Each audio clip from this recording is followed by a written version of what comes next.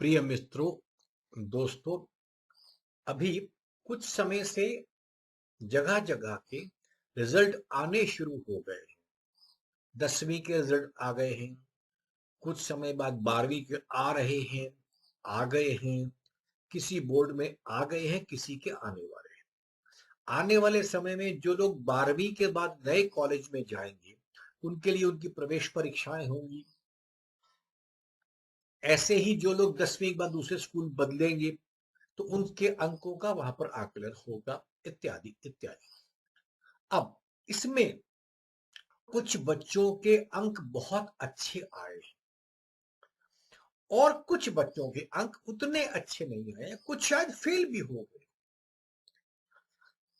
अब क्या होता है, जो बच्चे के अंक अच्छे आए हैं ना, उसके लिए अध्यापक हो, माता पिता हो, स्कूल हो, ये सारी की सारी चीजें अपने, सबसे अधिक तो आजकल का एजुकेशन जो है सिस्टम, स्कूल, वो इस क्रेडिट पे लग गए हैं, ये मैंने पढ़ाया, या शिक्षक या कोचिंग वाले हैं, या मैंने पढ़ाया। अब हमें समझना है कि आपने पढ़ाया क्या और बच्चा क्या। आज से 30 साल पहले अगर बच्चा कोई अच्छे अंक लाता था, 50 साल पहले, तो इंटरव्यू बच्चे का होता था, अखबारों में तब आता था क्योंकि टीवी वगैरह नहीं थे। लेकिन इंटरव्यू के अंदर था क्या, बच्चा, बच्चे के माँ, बच्चे के पिता, बच्चे के दोस्त भी, कई बार भाई बहन भी आते थे। लेकिन अब भाई बहन, बच्चे, पिता सब गायब है। सिर्फ कोचिंग सेंटर्स वालों के साथ, स्कूल्स वालों के साथ वो एक बच्चा है। तो हमें समझना पड़ेगा कि हम, जिस बच्चे के तो अंक आ गए, वाह वाह, शाबाश, बहुत अच्छा, सुन लिया मैंने। जिसके अंक नहीं आए, उसको बरसना। अब आप कभी समझे कि इस अंकों की दौड़ में, मान लीजिए एक क्लास में 40 बच्चे हैं, तो टॉप तो एक ही करेगा ना, नंबर तो एक ही सबसे ऊपर आएगा। तो 40 के नीचे के 39 बच्चों को टेंशन है। हर माँ बाप, हर स्कूल, भाई तुमको उसके बराबर होना है, तुम उस जगह पर आओ, तुम्हारे लिए वो तुम्हारा ख्वाब होना चाहिए, वो भी तो कर सकता है, तुम क्यों नहीं कर सकते। तो वो 39 बच्चे इस टेंशन में।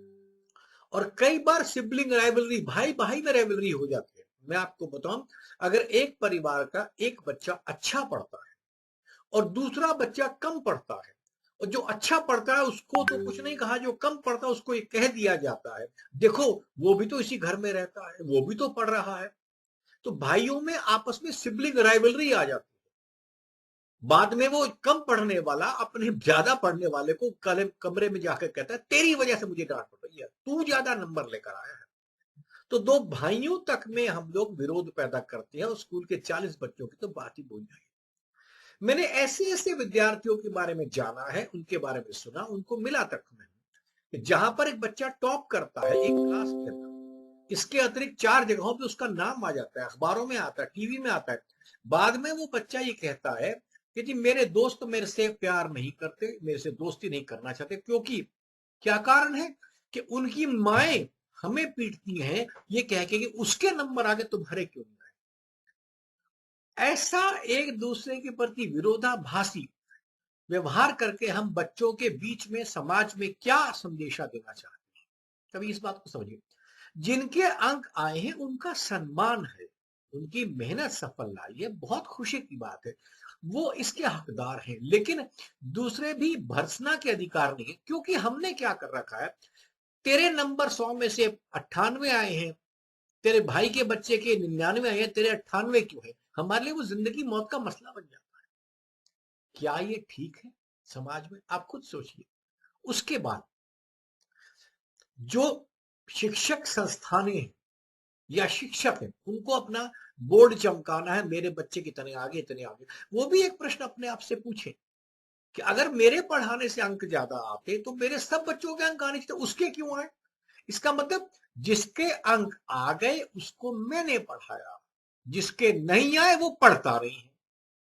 तो आपके, मतलब भागी कौन बड़ा, सारा किसके ऊपर आप सब ठीकरा फोड़ते हैं अपनी हार का, कि वो नहीं पढ़ता, हम तो पढ़ाते थे क्योंकि इसके आ गए।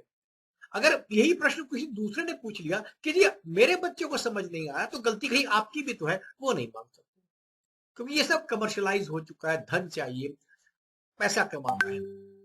अब कभी अगर आप थोड़े डिटेल में जाएंगे, स्कूल खुले ही क्यों थे, विद्यालय की आवश्यकता क्या थी? यही था कि मैं 4 सब्जेक्ट के, फिजिक्स के, केमिस्ट्री के, मैथ्स के अलग अलग टीचर्स को अफोर्ड नहीं कर सकता, और गांव या समाज उस बच्चे के लिए कुछ काम करेगा, तो एक जगह ऐसी चुन ली गई जहां पर फिजिक्स का स्पेशलिस्ट भी आएगा, ड्राइंग का भी आएगा, लैंग्वेज का भी आएगा, वो सबको संभाले, क्योंकि एक बच्चे के लिए अगर आप एक एक्सपर्ट ढूंढेंगे तो फाइनेंशियली भी वायबल है और अच्छा भी नहीं, समाज में टूटन ज्यादा हो, इस वजह से ये स्कूल बने। पर आज आज हमने बच्चे पर ठीकरा डालना शुरू कर दिया। अब जितने जिसके नंबर कम आए, वो एक बात समझिए कि बच्चे का, अब आप कहोगे तेरे नंबर कम आए, तो आप उसका कॉन्फिडेंस बढ़ा रहे हो कि छोड़ रहे हो, बढ़ा रहे हो कि कम कर रहे हो, खुद ही सोचिए ना। आप उसका कॉन्फिडेंस खराब करें। अगर उसको और थोड़े ऊंचे में सोचें, तो देखिए हमारी शिक्षा के आयाम 4 है, 4 आयाम में पूरी शिक्षा बनती है। इसमें सबसे पहला है मेमोरी। मेमोरी माने याद करना, और यकीन मानिए मेमोरी का यूजेज या मेमोरी का रोल आपकी कंप्लीट सिस्टम में कुल 10% है, उससे ज्यादा नहीं है। बड़े बड़े साइकोलॉजिस्ट अब ये मानते हैं 10-12% मेमोरी का यूज। और दुर्भाग्य से हमारा एजुकेशन सिस्टम सिर्फ मेमोरी को नापता है, तो 10% चीज बच्चे अगर खराब भी है तो 10%, अभी 90% आपके हाथ में है। क्योंकि एजुकेशन के बाद अगली चीज आती है कौशल। आपने देखोगे आजकल कहते हैं जी कौशल नहीं है, स्किल नहीं है, तो पढ़ लिख करके भी आपके पास अगर स्किल नहीं है तो जॉब आपको वैसे भी नहीं मिली, अगर जॉब के लिए पढ़ रहे हैं। वैसे तो यही तरीका सिस्टम गलत है कि हम जॉब के लिए पढ़ रहे हैं, क्योंकि हर पढ़े लिखे को नौकरी भी नहीं है। तो उसके लिए एक अलग विषय हो सकता है कि हम उसके रोजगार के लिए, उसके कमाने के लिए क्या करें। पर हमारे पास एक प्रॉब्लम यह है कि 10% से ऊपर उसका पढ़ाई में वो रोल नहीं है। उसकी अगली चीज उसको स्किल चाहिए। स्किल के लिए हम क्या करते हैं, हमारे शिक्षण संस्थान स्किल के लिए कुछ नहीं करता है। अब स्किल में क्या है, बात करने का ढंग, किसी से अपना काम निकलवाने का ढंग, किस प्रकार आपने बात करनी है, कैसे आप प्यार से बोल के अपना काम निकलवा सकते हैं, वगैरह वगैरह बहुत सी बातें। आप किसी से कैसा डील करोगे, शऊर में वो सब चीजें आ जाती है, उसको शऊर कहते हैं उर्दू में। फिर हमारे पास आता है उसका एटीट्यूड, मनोदृष्टि, उसकी नजरिया, उसका क्या है बच्चे का। तो बहुत सा पार्ट नजरिए पर आता है, और नजरिए के भी ऊपर एक चीज है, जब आपका मेमोरी ठीक हो और उसकी वजह से आपका स्किल ठीक हो और आपका एटीट्यूड ठीक हो, उन सबको जोड़ने के बाद आपके पास एक नई चीज पैदा होती है, जिसको लास्ट में कहते हैं आपका वैल्यू सिस्टम। वैल्यू सिस्टम मतलब आप ये समझ सके क्या गलत है, क्या ठीक है, क्या धर्म है, क्या अधर्म। मैं मंदिर में जाने वाले धर्म की बात नहीं कर रहा, मानव धर्म की बात कर रहा हूं। क्या ठीक है, क्या गलत है। एक बच्चा जिसके अंक कम आते हैं, मान लीजिए घर में 2 बच्चे हैं, एक बच्चा हमेशा आकर अपनी माँ से कहता है माँ मैं आपकी क्या मदद कर दूं। उसके पिताजी की दवाई चाहिए, वो दवाई लेकर आता है। घर में दादाजी है, बीमार होते हैं, बेटा मेरा जूता पकड़ा दो, जूता पकड़ा देता है। जब माँ कहती बेटा बाजार से सौदा ले आओ, बच्चा सामान ले आता है। एक बच्चा तो वो है, लेकिन उसके अंक नहीं आते।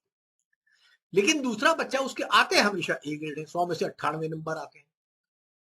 अब आप खुद सोचिए, इस बच्चे को जब आप बाजार में, मतलब मार्केट में, क्या अपने दोस्तों में बैठती है, तो आप कब हमेशा क्या बोलते हैं, मेरा बच्चा देखो बड़ा हो रहा है, देखो 100 में से 98 नंबर लेकर आता है, बहुत पढ़ा लिखा, बड़ा इंटेलिजेंट बच्चा। आप ऐसा करके उस बच्चे को तो शायद उसको अहंकार दिलवा रहे हो, पर दूसरे को क्या दिलवा रहे हो, हीन भावना दिलवा रहे हो। जबकि दूसरे बच्चे में अधिक स्किल है, वैल्यू सिस्टम उसका बड़ा है कि मैं अपने माँ बाप से इज्जत करता है। माँ बाप को छोड़ भी दीजिए, दोस्तों से कैसे बात करना है, अपने छोटों से कैसे बात करना है। और हमारी जो एजुकेशन सिस्टम नापती है, ये तो शिक्षाविदों को समझना चाहिए, हमारी एजुकेशन सिस्टम क्या नाप रही है, आपकी मेमोरी को नाप रही है। दुर्भाग्य से हमने मेमोरी को नॉलेज मान लिया। मेमोरी नॉलेज नहीं, इंफॉर्मेशन। अब इंफॉर्मेशन 2 प्रकार की होती है। जो लोग पढ़ लिख करके आप बड़े बन चुके हैं, जिनके बच्चे स्कूल में, वो अपने आप से पूछे कि आपने कितना कुछ पढ़ा था, शेरशाह सूरी कब पैदा हुआ, धरती के दाएं तरफ क्या है, 15 साल आप देश क्या, उनकी राजधानी है क्या, उनकी करेंसी क्या है, और प्रधानमंत्री क्या कर्तव्य है, वगैरह वगैरह, कितनी चीजें आपने पढ़ी। आज आप उसका कितना उपयोग करते हो बताओ, कोई नहीं करता। 5-10% उपयोग हो पता, वो भी जो लोग शिक्षा की लाइन में चले गए, बाकी यो उसका यूज कहाँ है। तो जिस नंबरों पर मैं अपने बच्चे की भर्त्सना करता हूं, उसका जीवन में यूज कहाँ आ रहा है, ये शिक्षाविदों की कमी है। पर हमें भी तो एज एन अभिभावक, एज अ समाज, हमें भी तो पूछना चाहिए कि हम अपने बच्चे की भर्त्सना क्यों करें। जो हो गया, लेकिन जिसने किया है उसका सम्मान है। जैसे कोई व्यक्ति खेल में जीत कर आया तो उसका भी सम्मान है। तो जितना खेल में सम्मान, देखिए एक बच्चा आपके स्कूल से जाता है, एक क्रिकेट मैच खेल के आता है, तो आप क्या करते हो? भाई वाह क्या बात है, क्या बैटिंग करी। अब नहीं करी तो उसको डांटना शुरू करते हो कि भाई अब तो डांटना तो बेकार है, तुझे करना नहीं आया, जबकि वो भी कंपटीशन है। लेकिन खेल में हेल्दी कंपटीशन। देखिए खेल सबसे बड़ी बात एक सिखाता है कि खेल बच्चे को हारना और हेल्दी कंपटीशन सिखाता है, जबकि ये चीज एजुकेशन में आज हमारे पास मिसिंग। हमको सोचना है हमारा बच्चा अच्छा इंसान बने, अच्छे वैल्यू सिस्टम के साथ बने। अगर हमारा बच्चा आज कुछ खराब है, ये बात मानिए, ईश्वर ने जब आपको, खुदा ने, अल्लाह ने, जो भी आप बोलिए नाम, क्राइस्ट ने, नेचर ने, जिसने भी आपको बच्चा दिया, बच्चा आपके पास एक फूल की तरह भेजा गया था, उसकी नर्चरिंग आपने करनी थी। आप थे, स्कूल था, समाज था, सब है उसमें। तो अगर बच्चे की नर्चरिंग खराब होके बच्चा अच्छा इंसान नहीं बन पाया, everybody is responsible, but child is not responsible, क्योंकि उसको आपने वातावरण वो दिया था। तो इन बातों को सोचिए। अच्छे अंक लाने वाले को प्रणाम है, अच्छी बात है, शुभकामनाएं हैं, वो जीवन में आगे चले। परंतु जिनके कम आए वो बच्चे डिस्कार्ड नहीं होंगे। अगर बच्चे के आपके नंबर कम है, क्या आप उसको डिसऑन कर देती हो कल से मेरा बच्चा नहीं है? लेकिन हमारे यहाँ हो जाता है, मेरा नाम मत लेना, कल मैं तेरा बाप नहीं हूं, क्या क्या नाम शब्द इस्तेमाल करते हैं हम बच्चों के लिए। वो आपके खून जिगर का टुकड़ा है। यकीन मानिए, क्या हम उसको डिसोन कर सकते हैं?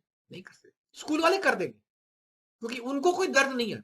और जो स्कूल में बच्चा टॉप करके आज सारी मिठाइयां बंटवा कर आया है, सब जगह स्कूल वालों ने कहा हमारे बढ़ गया, उनका बोर्ड बन गया, लोगों ने कहा अगले एडमिशन वहां पर होंगे, उनसे कभी आप ये पूछिए कि जो बच्चा आपके साथ 10 साल पहले आपके स्कूल में टॉप कर गया था, वो आज कहाँ है? क्या आप जानते हो? क्योंकि अगर बच्चा सफल है, देखिए सफलता में बच्चे की, शिक्षा में, बच्चा स्वयं अपने परिवार में सुख से जी सके, इतना अगर बच्चे को आ गया, ये शिक्षा के लिए बहुत बड़ी बात है। आपका बच्चा सुख से जीता है, अपनी जरूरतों को पहचानता है, उसके बराबर कमा के पैसा भी रख सकता है, परिवार में रिश्तों को खुश रख सकता है, इससे बड़ी कोई उपलब्धि नहीं। शिक्षा की न्यूनतम उपलब्धि में है कि व्यक्ति परिवार में सुख से जी सके। ये एक शिक्षा की न्यूनतम उपलब्धि है। और अधिकतम उपलब्धि है कि पूरा विश्व युद्ध विहीन हो जाए। ये दो ही उपलब्धियां, इससे कम में चलता नहीं है, इससे ज्यादा हो नहीं सकता। अब आप देख लीजिए। धन्यवाद। यही कहने के लिए मैं आपके सामने हाजिर हुआ था। Thank you.